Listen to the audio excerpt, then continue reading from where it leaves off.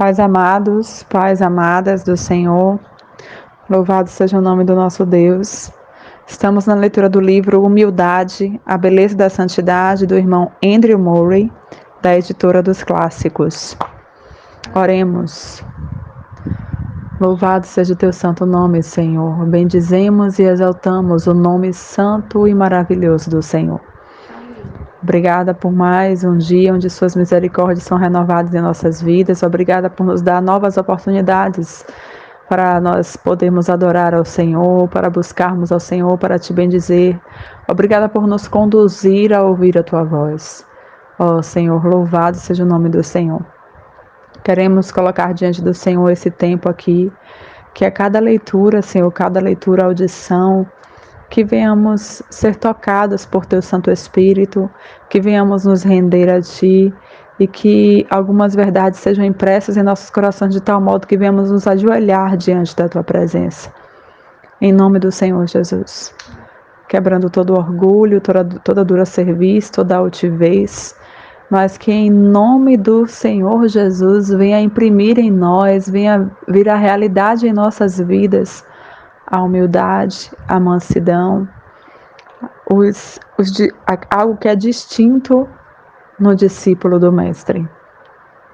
Nos ajude a vivermos essa realidade, Senhor, que venhamos a ansiar, orar, crer e realmente praticar esta virtude que está em Ti e que está em nós, através do Teu Santo Espírito.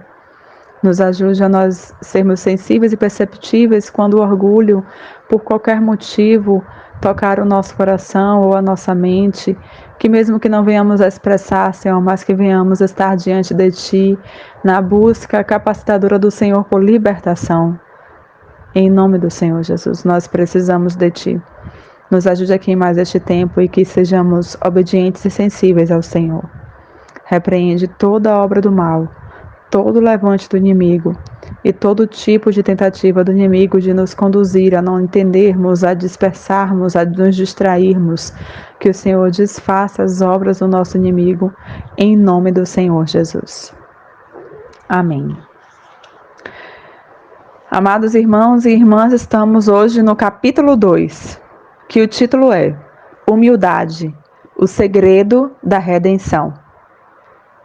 Tende em vós o mesmo sentimento que houve também em Cristo Jesus, que a si mesmo se esvaziou, assumindo a forma de servo, e a si mesmo se humilhou, tornando-se obediente até a morte, e morte de cruz, pelo que também Deus o exaltou sobremaneira. Filipenses capítulo 2, versículos 5, 7 e versículo 9.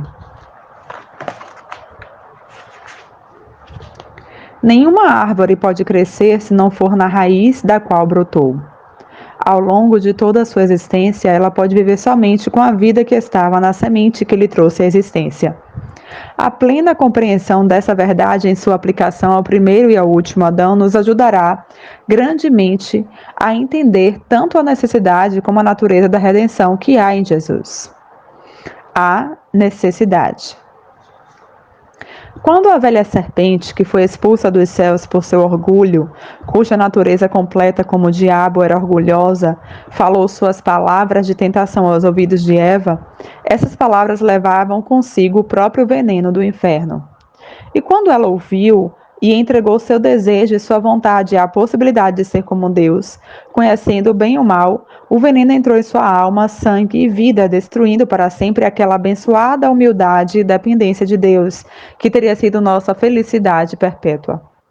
E, em vez disso, sua vida e a vida da raça que brotou dela se tornaram corrompidas, desde a raiz, com o mais terrível de todos os pecados e maldições, o veneno do orgulho do próprio Satanás. Todas as desgraças das quais o mundo tem sido o cenário, todas as suas guerras e derramamento de sangue entre as nações, todo o egoísmo e sofrimento, toda a ambição e inveja, todos os seus corações partidos e vidas amarguradas, com toda a sua infelicidade cotidiana, tem sua origem no que este orgulho maldito e infernal, seja o nosso próprio ou de outros, nos trouxe. É o orgulho que faz a redenção necessária. É do nosso orgulho que precisamos, acima de todas as coisas, ser redimidos.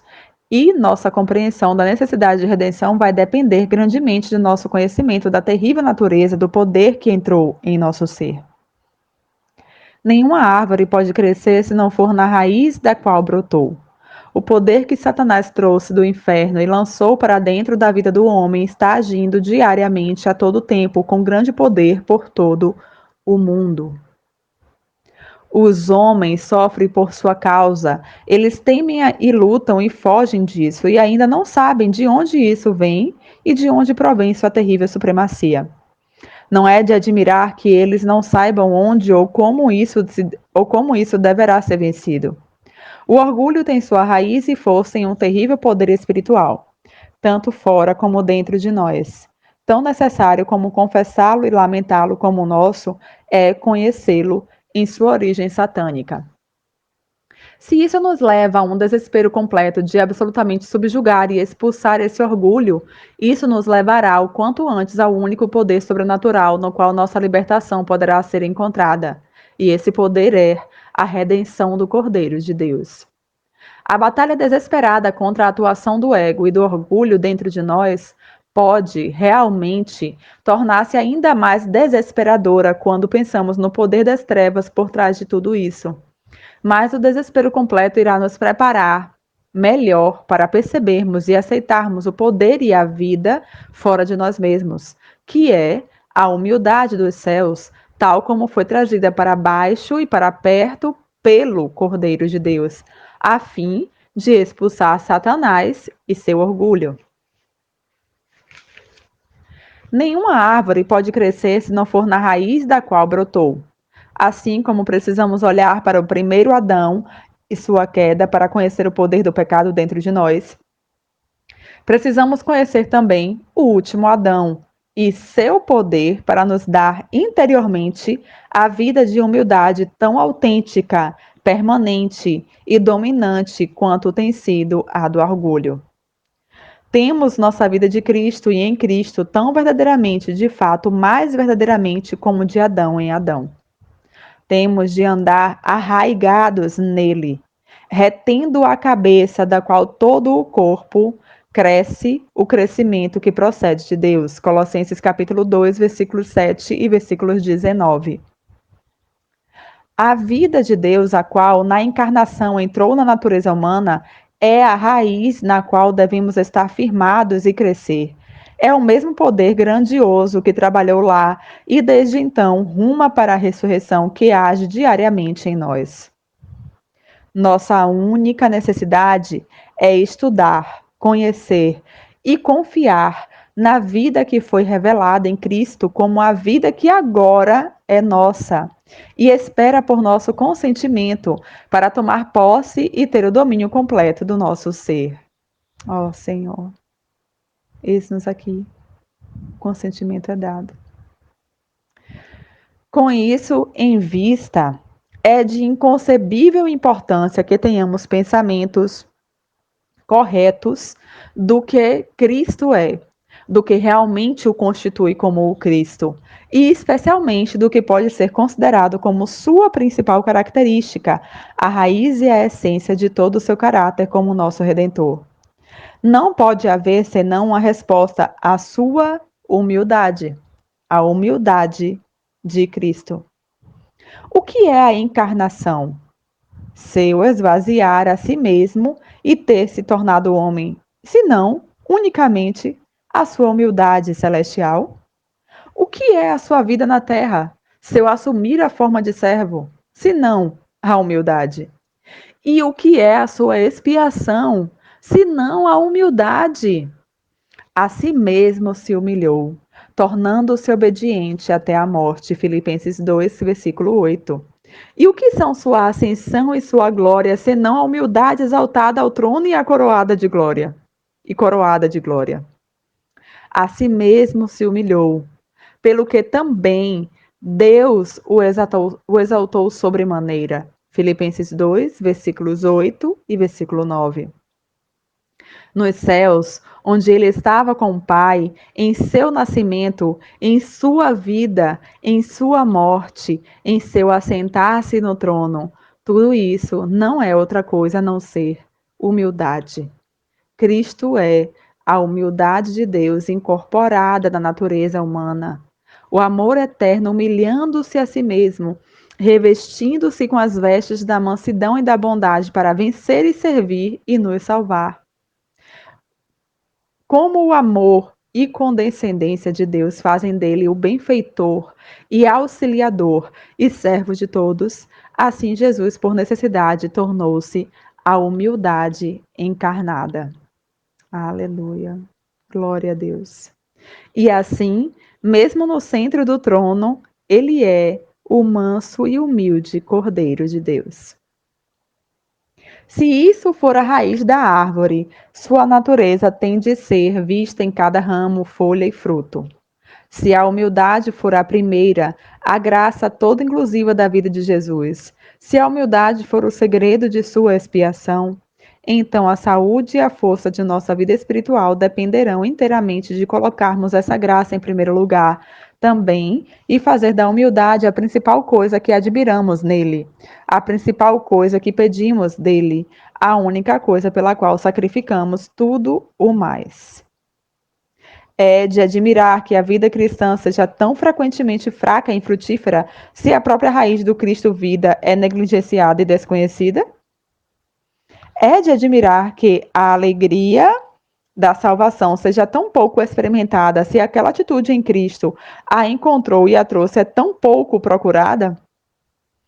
Até que uma humildade que descansará em nada menos do que o fim e a morte do ego, que renuncia a toda a honra dos homens, como Jesus fez, para buscar a honra que vem somente de Deus, que se considera e faz de si mesmo absolutamente nada para que Deus possa ser tudo, para que somente o Senhor seja exaltado. Até que tal humildade seja o que buscamos em Cristo, acima de nossa maior alegria, e seja bem-vinda a qualquer preço, há muito pouca esperança de que haja uma religião que vencerá o mundo. Senhor Jesus, tenha misericórdia de nossas vidas. Eu não poderia pleitear com demasiada seriedade com meu leitor, se, porventura, sua atenção ainda não se tenha voltado de maneira especial à falta de humildade que há em seu interior e em torno dele, para parar e questionar se ele vê muito do espírito do manso e humilde Cordeiro de Deus naqueles que são chamados pelo seu nome.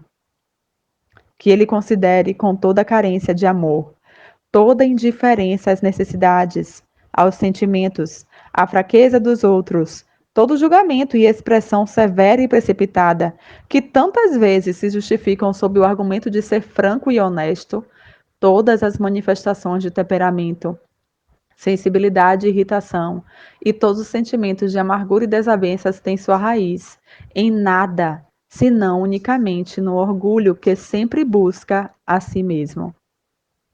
Então, seus olhos serão abertos para ver como um orgulho tenebroso, para não dizer um orgulho diabólico, adentra em quase todo lugar, sem excluir as assembleias dos santos. Meu Deus. Eu vou repetir essa parte, irmãos.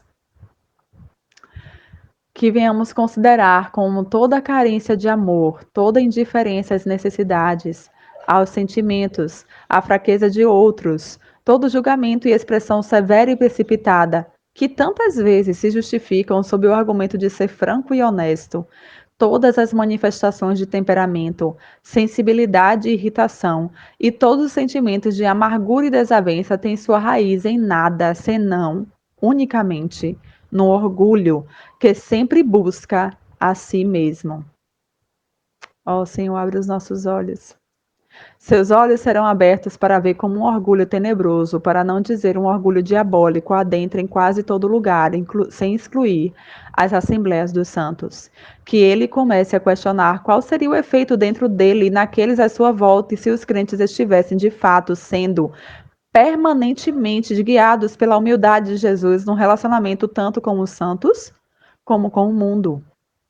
E que nós, como leitores, diga se o clamor de todo o nosso coração, noite e dia, não teria de ser: Que a humildade de Jesus esteja em mim e em todos ao meu redor. Que ele enfoque seu coração honestamente em sua própria carência daquela humildade que foi revelada na semelhança da vida de Cristo, que em todo o caráter de sua redenção, que ele começará a sentir como se nunca tivesse realmente conhecido o que são Cristo e a sua salvação.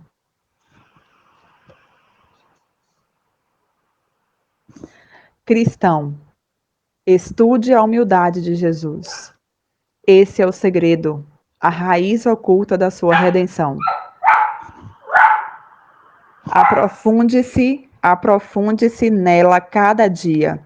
Creia com todo o seu coração que esse Cristo, a quem Deus lhe deu, assim como sua humildade divina, fez o trabalho para você, também entrará para habitar e agir em você e para fazer o que o Pai deseja que você seja.